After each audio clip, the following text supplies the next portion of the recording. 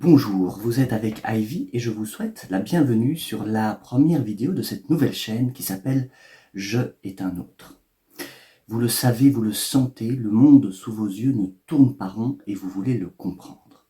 Le paradigme actuel moderne s'effondre et un nouveau apparaît encore incertain. Nous allons ensemble déchiffrer ce filtre omniprésent qui se superpose et se glisse entre le réel et nos yeux et qui guide notre représentation du monde. Pour décoder cette matrice qui organise notre vie et civilisation occidentale, il nous faudra revenir aux racines de la conscience et de la construction de notre identité. Mais n'allons pas trop vite en besogne et commençons par comprendre ce qu'est la matrice. La matrice est universelle. Elle est omniprésente. Elle est avec nous ici, en ce moment même. Tu la vois chaque fois que tu regardes par la fenêtre ou lorsque tu allumes la télévision. La matrice est ce qui ordonne, organise et donne un sens à tout ce qui est perçu. Nous ne voyons pas le réel sans lui donner immédiatement un sens, un jugement ou une émotion associée et nous ne nous en rendons même pas compte. Il s'agit d'une lunette et d'un filtre qui nous donnent à voir le monde. Pour décoder cette matrice, nous ferons dans cette vidéo référence à 3 œuvres artistiques. La première constitue une gravure non datée et dont l'auteur n'est pas connu. Elle a été nommée après sa découverte dans un livre « Gravure au pèlerin ». En deuxième partie, nous ne pourrons nous empêcher de faire un détour par l'inoubliable trilogie des films des Wachowski de Matrix, où nous verrons très concrètement comment Neo parvient à saisir la matrice, à la lire, pour libérer les hommes et les femmes de celle-ci. Enfin, pour terminer, nous nous pencherons sur le célèbre film de Peter Weir, The Truman Show. Quelle meilleure introduction pour parler d'une représentation du monde. Je vous avertis qu'il y aura du spoil, c'est pourquoi je vous recommande de voir ces films avant de regarder cette vidéo. Alors si vous avez choisi, comme Neo, la pilule rouge, accrochez votre ceinture, c'est parti.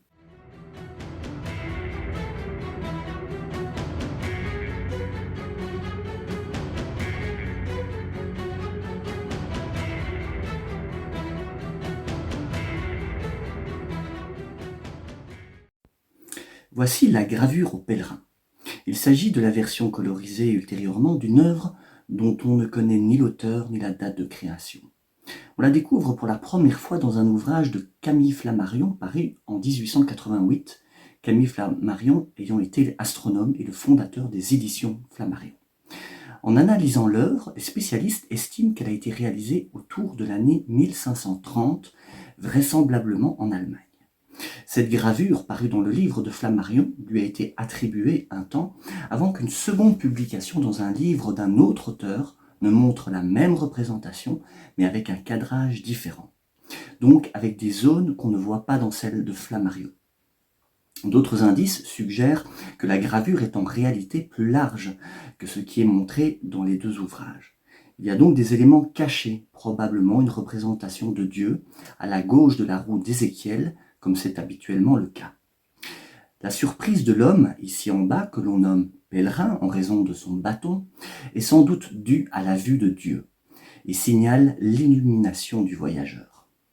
Comme expliqué dans le livre de Patrick Burenstanas, un alchimiste raconte, le pèlerin est un voyageur qui effectue un pèlerinage vers un endroit tenu pour sacré, Saint-Jacques de Compostelle par exemple. Il s'agit autant d'un voyage sur les chemins de France et d'Espagne que d'un voyage à l'intérieur de soi-même. Une quête initiatique, voire alchimique, qui nécessite tout autant un travail opératif que spirituel. Patrick Burenstanas, par exemple, un alchimiste contemporain, a choisi de travailler le métal dans sa cave avec un creuset, alors que le pèlerin, lui, travaille dans la matière des sentiers et des pierres. Ce voyage initiatique doit le conduire vers l'illumination, la connaissance des principes supérieurs.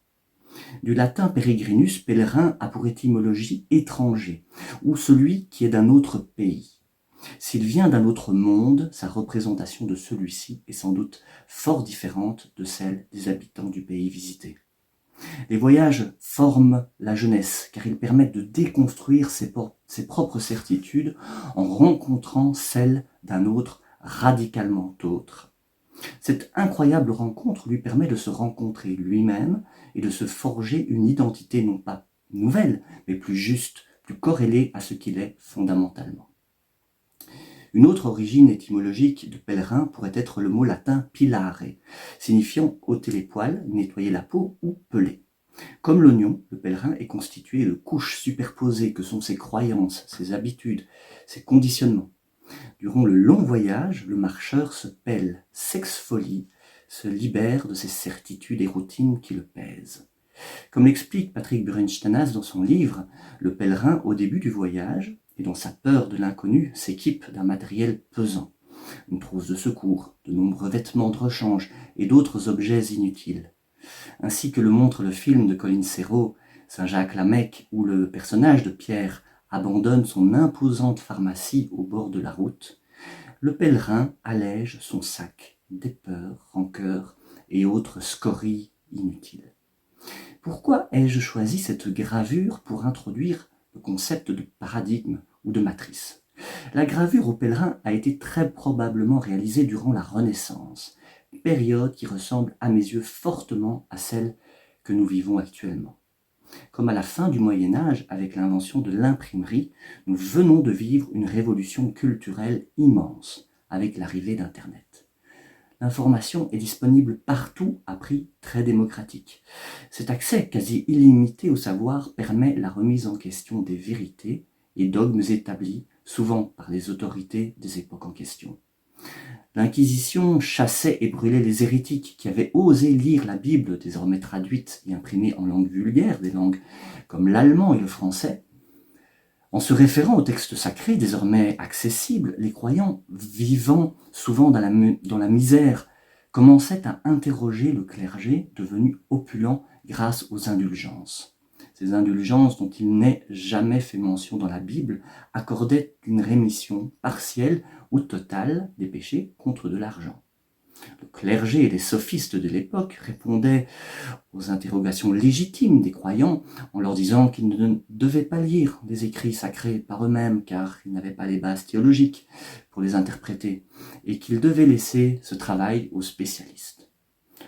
En gros, ils étaient trop imbéciles pour comprendre les paroles du Christ. Cet argument massu n'est-il pas utilisé abondamment à notre époque actuelle? N'essayez pas de comprendre par vous-même, laissez faire les spécialistes. Actuellement, Internet permet à tout qui veut d'apprendre quantité de choses et de vérifier les informations diffusées par les autorités et les médias.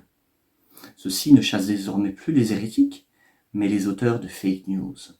Et si effectivement on peut trouver sur Internet tout, n'importe quoi et son contraire, cela a toujours été le cas dans les livres, qui sont loin d'être à 100% fiables.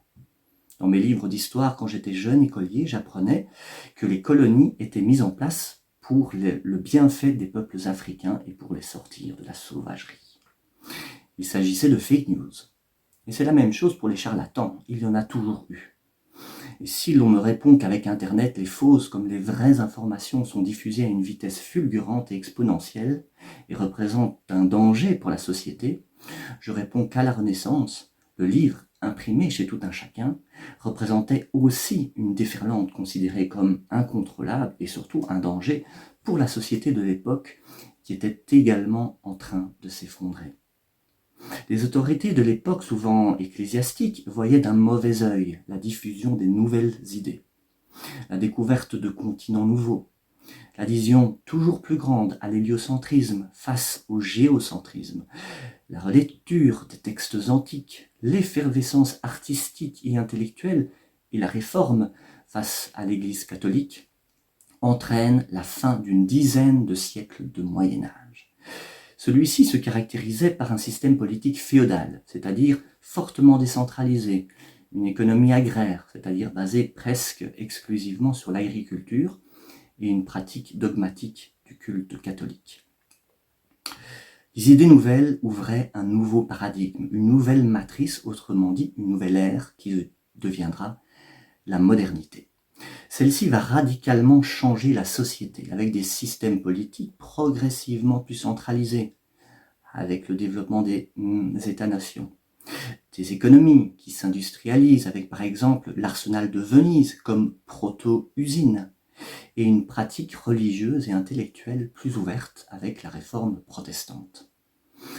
Pour comprendre ce qui se passait pendant la Renaissance, je vous recommande la lecture de deux livres extrêmement éloquents, L'éloge de la folie d'Érasme et L'œuvre au noir de Marguerite Yourcenar. Nous vivons actuellement les mêmes symptômes qu'à la Renaissance. Les équations d'Einstein avec la relativité générale remettent en question notre vision classique de l'espace, du temps et de la gravitation. La physique quantique, quant à elle, rend fou les physiciens actuels qui ne savent plus même jusqu'à l'existence de la matière elle-même. Les systèmes politiques de plus en plus centralisés jusqu'au mondialisme et l'internationalisme montrent par leur déconnexion et leur lourdeur leur inefficience à répondre aux besoins des gens dans leur milieu de vie. Le technoscientisme est de plus en plus critiqué et enfin la machine économique ultra-industrialisée qui broie la nature et l'humain de plus en plus décriée. Nous entrons donc dans un nouveau paradigme, mais nous ne savons pas encore lequel. En réalité, nous n'avons pas encore les mots pour le définir. Ces mots, que l'on peut appeler aussi signifiants, sont à inventer et découvrir comme de nouveaux continents. Qui contrôle le langage contrôle les esprits, et qui contrôle les esprits contrôle la société. Voici une manière de résumer le message du livre de George Orwell, 1984. Cette toile de mots, de signifiants, cette matrice signifiante fige la réalité selon un certain point de vue et nous empêche de regarder ailleurs. La gravure au pèlerin traduit avec éloquence cette quête de la vérité qui ne peut être appréhendée qu'à la condition de quitter son propre champ d'horizon, de sortir de sa représentation du monde, de sa matrice. Il faut être capable d'abandonner les évidences, les dogmes, les vérités établies et les certitudes pour envisager autre chose et surtout pour créer autre chose.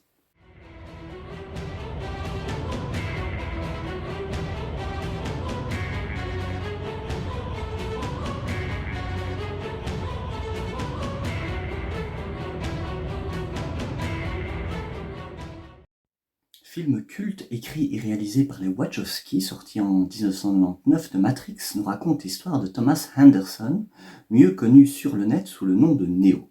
Lui aussi a remarqué qu'il existait probablement autre chose que ce qui est donné à voir. Il ne sait pas non plus en quoi consiste cette autre chose. Il le sent, il le devine, mais n'a pas les mots pour le définir avant que Trinity l'invite à suivre le lapin blanc tel Alice au fond du terrier. Je suppose que pour l'instant tu te sens un peu comme Alice, tombée dans le terrier du lapin blanc. On pourrait dire ça. Je le lis dans ton regard. Au fond du terrier, Neo va trouver Morpheus qui lui propose de faire un choix entre la pilule rouge et la pilule bleue. Ce choix est vertigineux, un petit peu comme avant un soil élastique ou un divorce, ou l'abandon d'une carrière pour une autre radicalement différente. Il s'agit d'être prêt à lâcher prise, lâcher les évidences, laisser son monde confortable s'effondrer. C'est là ta dernière chance. Tu ne pourras plus faire marche arrière. Choisis la pilule bleue et tout s'arrête. Après, tu pourras faire de beaux rêves et penser ce que tu veux. Choisis la pilule rouge, tu restes au pays des merveilles. Et on descend avec le lapin blanc au fond du gouffre. N'oublie pas, je ne t'offre que la vérité, rien de plus. En réalité, il s'agit d'un non-choix pour Neo car Morpheus sait bien qu'il ne rêve que d'une chose, se libérer l'esprit et vivre autre chose que sa petite vie ratatinée d'informaticien dans un bureau. Il deviendra l'élu et l'auteur de la destruction de la matrice. Comme le font d'autres films tels que V pour Vendetta ou Fight Club, The Matrix nous explique que nous pouvons tous être des élus et remettre en question le système établi. Mais pour cela, il faut oser prendre un risque, quitte à s'aliéner une partie de son entourage, qui nous considérera peut-être comme fous ou délirants, car nous sommes sortis du sillon. Et de fait, l'étymologie latine du mot délirer signifie sortir du sillon. C'est une métaphore agricole où celui qui ne suit pas la même route, la même ligne tracée depuis des lustres par ses prédécesseurs, est considéré comme fou. Les nouvelles routes ont toujours été découvertes par des dingues qui deviendront ensuite des génies. Après avoir avalé la pilule rouge, qu'il réingurgitera d'ailleurs chaque fois qu'il ira voir l'oracle, Néo passe à travers le miroir.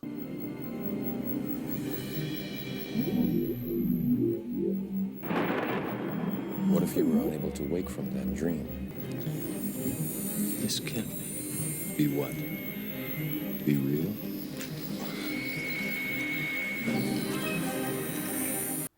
Nous verrons dans une vidéo ultérieure que le concept de miroir est primordial dans le développement de la conscience réflexive de l'enfant, de l'adulte, et pour comprendre notre rapport à la réalité et à l'autre. Comme Alice, à nouveau, Néo passe à travers l'image qui lui est reflétée pour la dépasser et remettre le monde ainsi que lui-même à l'endroit. C'est à ce moment-là seulement qu'il découvre les différentes couches de vernis qui recouvrent notre conception de l'univers. La référence au miroir s'invite aussi dans l'omniprésence des lunettes de soleil que portent les différents protagonistes.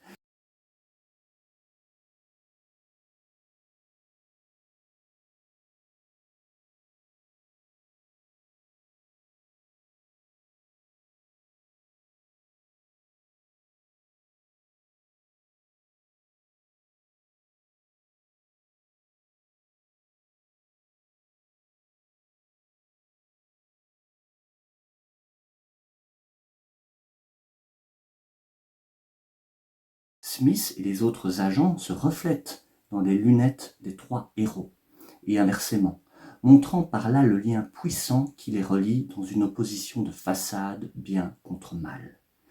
Cette opposition qui doit être résolue au cours du récit. Ces lunettes permettent aux différents personnages de se protéger de la matrice, de ses illusions et manipulations. Cette matrice, qui, je vous la rappelle, est une lunette de lecture sur le monde. Donc porter cet attribut met une distance entre adversaires, avec ce visage poker face, impassible, illisible. Le personnage est sans émotion, détaché de ses conditionnements et ancré dans l'ici et maintenant, disposé à riposter au 10e de seconde près. Il est ainsi libre de toute matrice, de toute contrainte, de toute pesanteur, lui permettant même de quitter le sol et d'éviter les balles, ces projectiles de haine, de sarcasme qui ne les touchent même plus. Quand Néo retournera dans la matrice, il rencontrera à différentes reprises l'agent Smith. Celui-ci représente les gardiens du temple, c'est-à-dire ceux ou celles qui défendent un système envers et contre tout. Cet agent Smith est ce parent qui te conseille de ne pas divorcer pour éviter de te ruiner, ce conjoint qui te dit que tu devrais moins regarder de films et croire plutôt à ce que dit le présentateur du journal télévisé, ou encore cet ami qui te décourage de changer de métier, ou enfin ce contradicteur qui te traite de complotiste car tu ne crois pas à l'humanisme des Américains quand ils font la guerre au Moyen-Orient. Le patronyme Smith est le nom de famille le plus courant dans le monde anglo-saxon, à l'image de Dupont, Martin ou Michel pour les francophones. C'est donc bien une manière de nous expliquer que l'agent Smith représente toute personne rencontrée qui essaye de nous remettre sur la route jugée bonne. Et de fait, le meilleur moyen de préserver un régime ou une organisation réside dans la population elle-même, qui, conditionnée par le système politico-médiatique, servira de premier rempart. C'est ce qu'on appelle le contrôle social. Cet agent représente également l'alter ego de Néo. Il s'agit de l'image de lui-même qu'il refuse de voir ou d'accepter. Les deux faces d'une même pièce en somme. À plusieurs reprises d'ailleurs, ces deux personnages vont fusionner pour se confondre, amenant Néo vers une nouvelle étape de sa connaissance de lui-même.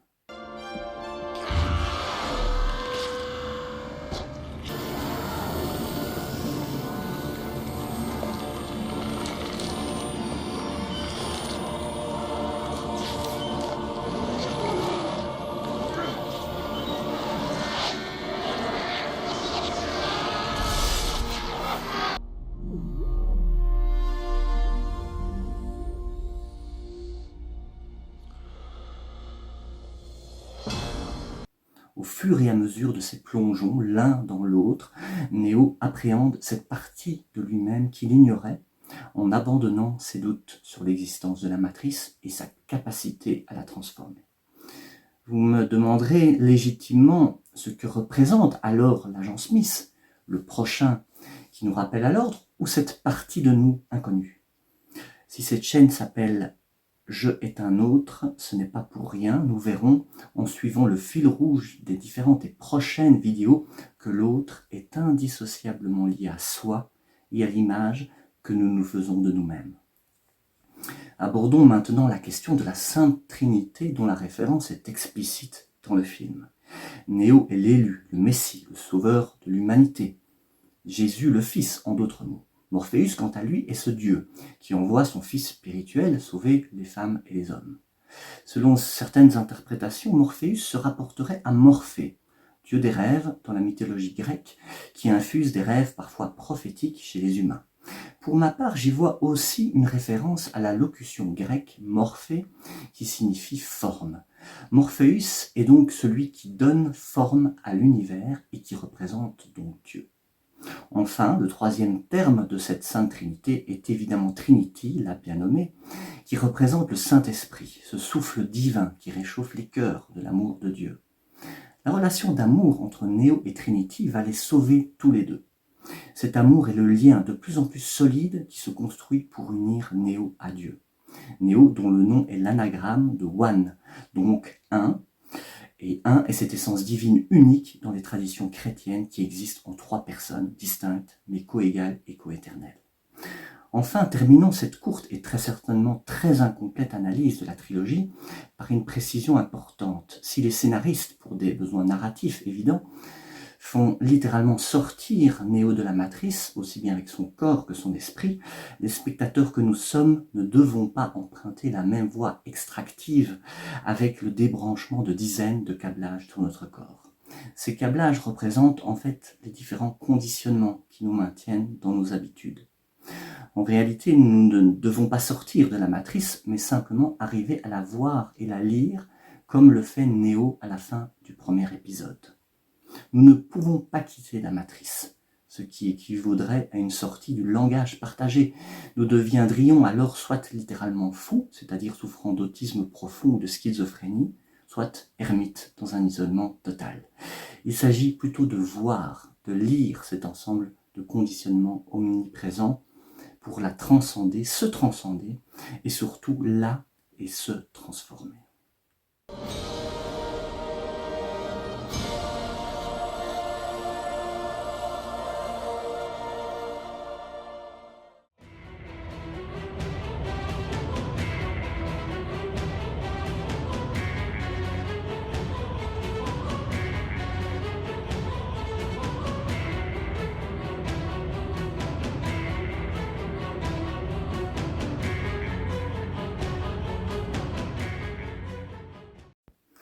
La troisième partie de cette vidéo nous emmène sur les traces de Truman Burbank, le personnage principal du film de Peter Weir, The Truman Show, sorti en 1998. Truman vit depuis sa conception dans un immense studio figurant la très grande scène d'une télé-réalité qui suit l'ensemble de l'existence de Truman via 5000 caméras dans tous les recoins de sa vie. Sa famille, ses collègues et tous les habitants de la petite île de Sea Haven sont des acteurs. Les scénaristes lui ont fait vivre durant son enfance un traumatisme avec la mort de son père dans une tempête, alors que Truman avait insisté pour faire une sortie en bateau. À la phobie de l'eau vient s'ajouter la culpabilité d'avoir provoqué la mort de son père. Ce trauma l'empêche de sortir de l'île, à quoi s'ajoutent les incessants avertissements concernant les risques de voyager diffusés un peu partout dans le monde de Truman. La peur, comme dans nos régimes occidentaux, est utilisée pour paralyser le citoyen et l'empêcher de changer et découvrir de nouveaux territoires. Les choses commencent à tourner mal pour le créateur de l'émission lorsque Truman s'éprend de Sylvia, une figurante, alors que le créateur entend l'unir à Meryl, qu'il épousera malgré tout, mais en gardant son crush pour Sylvia, qu'il voudra absolument retrouver. Tout comme Néo, Truman doit sortir de la matrice qu'il commence à pressentir. En effet, des événements imprévus viennent perturber la petite vie bien rangée du personnage. Des incessants placements de produits, La chute d'un spot à quelques mètres de lui et finalement la rencontre inopportune de son père, soi-disant mort, mais incarné par son acteur, repris comme figurant, finissent de le convaincre de l'immense complot l'entourant.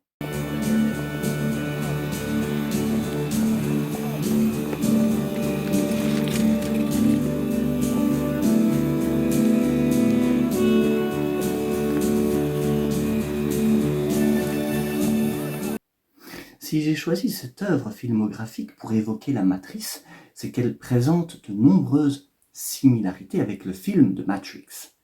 La Sainte Trinité réapparaît ici avec la triade Christophe représentant le Christ, le Dieu créateur de l'émission et donc le Père de Jésus, alias Strowman, dont l'amour avec la Trinity du film en la personne de Sylvia va le sauver, lui permettre de sortir de la matrice. Ici, c'est Sylvia qui fait choisir à Truman entre la pilule rouge et la pilule bleue. Sylvia lui dit, si tu veux que cela se réalise, c'est maintenant. Et Truman doit faire le plus grand choix de sa vie, garder sa petite vie tranquille mais ennuyeuse ou découvrir une nouvelle réalité. La référence au début du film au psaume 139 de la Bible, dans lequel il est expliqué que Dieu voit et entend tout, confirme que Christophe est ce Dieu omnipotent contrôlant tout jusqu'à l'espace et le temps dans la vie de Truman. Truman aussi passe à travers le miroir dans cette scène où, devant celui-ci, se sachant observé et dans un monde d'apparence, il va s'inverser en devenant non plus un personnage imposé, un simple employé de bureau, mais un être à part entière qui dirige sa vie, un astronaute prêt à la découverte de nouveaux continents et de nouvelles planètes. Come in, Major Burbank.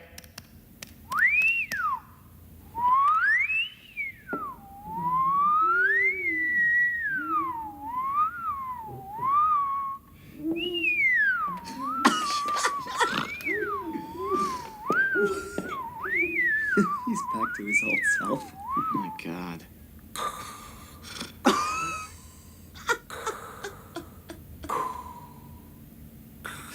That's an unusual cat, my man.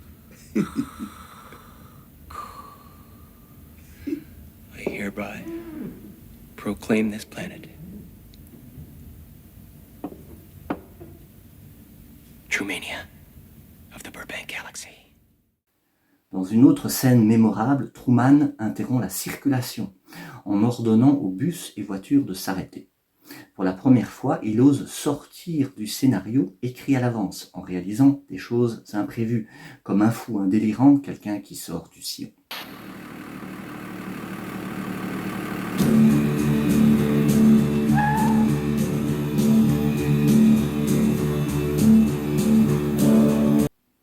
Il rentre ensuite dans un bâtiment pas censé l'accueillir où il tombe sur des coulisses du plateau qu'il n'aurait pas dû voir. Truman sait que jusqu'ici c'est lui qui a choisi de rester dans le confort de sa cellule de prison et qu'il doit oser s'en échapper. La notion de choix et de libre arbitre tel qu'on le trouve dans The Matrix se reflète ici par le comportement incontrôlable de Truman, amené à choisir entre le déterminisme du scénario écrit par Christophe et sa liberté intérieure et intuitive guidée par son amour pour Sylvia. Comme Neo, Truman est confronté à l'agent Smith, incarné tantôt par sa femme Meryl, ses voisins, des figurants, mais surtout Marlon, qui vont tous tenter de le convaincre de rester dans la matrice. Dans une scène mélodramatique à souhait, écrite en direct par le créateur Christophe, son meilleur ami depuis toujours explique à Truman qu'il serait incapable de lui mentir sur la vérité de son monde.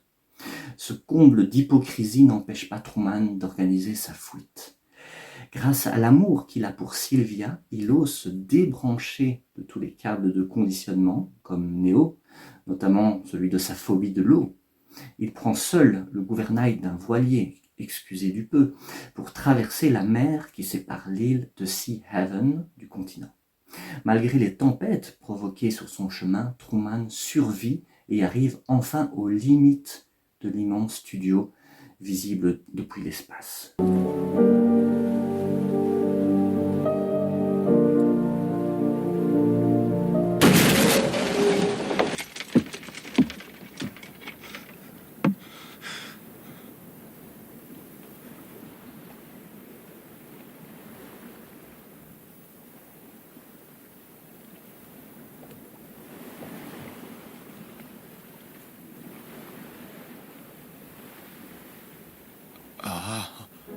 Comme Neo lisant la matrice, Truman touche le mur du studio et choisit, pour finir, malgré les dernières imprécations de Dieu, d'en sortir. Truman sort donc de ce monde qu'il avait bercé depuis sa plus tendre enfance, et il réalise ce saut vers l'inconnu que nous devons tous et toutes accomplir pour nous découvrir en découvrant un monde nouveau. Pour conclure cette première vidéo, je vous dirai que je est un autre, car le pèlerin, Neo, et Truman Burbank doivent aller au-delà d'eux-mêmes, en traversant le miroir des apparences et de leur apparence. Devenir nécessite d'aller chercher cette partie de soi inconnue, grâce à l'altérité, la confrontation plus ou moins paisible dans la réalité, avec une autre personne, reflet de soi-même. Dans la prochaine vidéo, je vais approfondir avec vous la notion de matrice en questionnant la réalité. Nous verrons ainsi que le réel n'est pas la réalité et que la réalité n'est pas le réel. Pour ce faire, nous ferons un détour par la psychologie des profondeurs, mais aussi des œuvres artistiques, notamment le film Fight Club. Pour ne pas rater cette deuxième vidéo, je vous invite à vous abonner à ma chaîne en activant la petite cloche. Si vous avez aimé la vidéo, je vous invite à la liker, la partager et la commenter. À bientôt!